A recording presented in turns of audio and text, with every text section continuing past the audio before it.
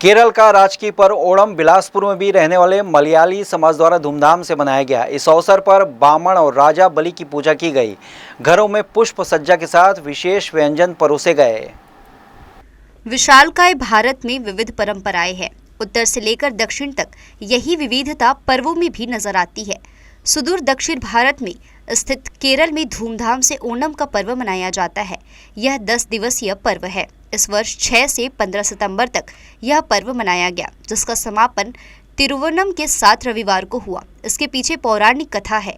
केरल क्षेत्र में राज करने वाले दैत्यराज महाबली अपनी दानशीलता और वीरता के लिए प्रसिद्ध थे, जिसकी परीक्षा के लिए भगवान विष्णु ने वामन अवतार लिया और उनसे 3 पग जमीन की मांग की।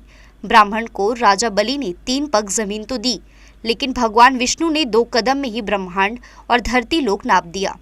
तीसरा पग रखने के लिए कोई स्थान शेष नहीं रहा, तो राजा बलि ने अपना सर उनके समक्ष झुका दिया, जिसके बाद भगवान वामन अवतार ने उन्हें पाताल लोक की ओर ढकेल दिया। लेकिन उनकी दानशीलता से प्रसन्न होकर वरदान दिया कि वे हर वर्ष ओणम पर अपनी प्रजा से मिलने आएंगे।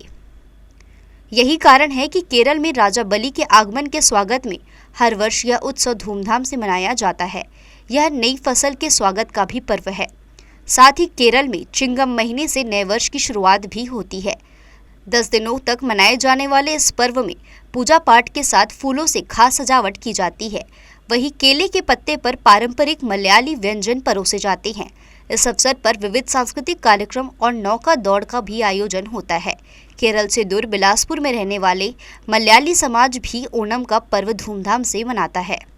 बिलासपुर के भारती नगर स्थित श्री अयप्पा मंदिर में ओणम के अवसर पर विशेष पूजा अर्चना की गई, तो वहीं दक्षिण भारतीय मलयाली परिवारों में इस दिन तिरुवोनम के अवसर पर घरों में फूलों से आकर्षक सजावट की गई। वामन देव और महाबली की पूजा अर्चना की गई। साथ ही पारंपरिक शाकाहारी व्यंजन मेहमानों को परोसे गए। ओणम दक्षिण भारतवासियों का एक बहुत ही प्रसिद्ध त्यौहार है।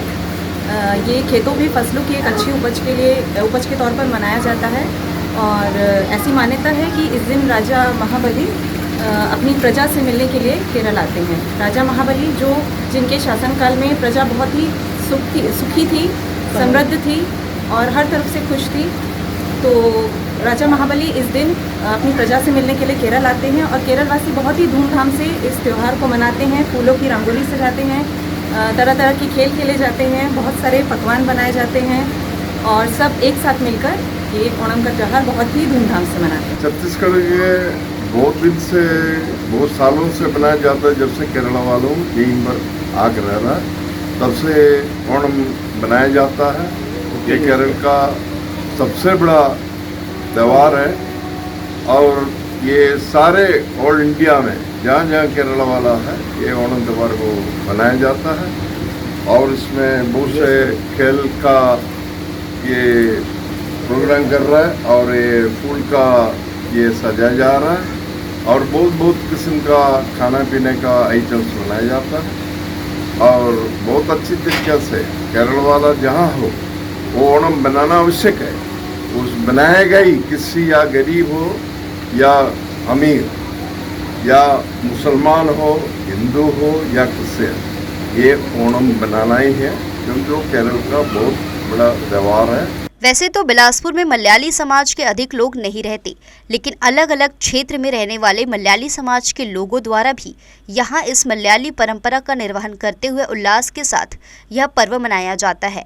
वैसे तो यह हिंदू पर्व है, लेकिन इसकी विशेषता यह है कि केरल में रहने वाले मुस्लिम और ईसाई परिवार भी इस पर्व को मनाता है, क्योंकि यह केरल की सांस्कृतिक विरासत है।